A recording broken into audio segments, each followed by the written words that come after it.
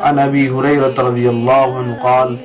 قال رسول اللہ صلی اللہ علیہ وسلم ان اللہ لا ينظر الى اجسامکم ولا الى صورکم ولكن ينظر الى قلوبکم.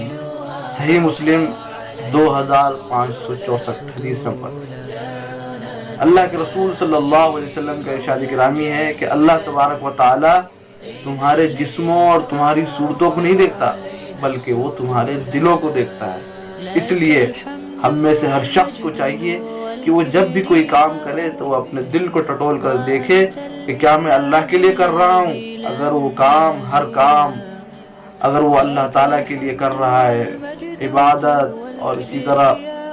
کسی کے ساتھ اچھے اخلاق سے پیش آنا، اگر یہ ساری چیزیں دنیا کی ساری چیزیں اگر وہ اللہ کے لیے کر رہا ہے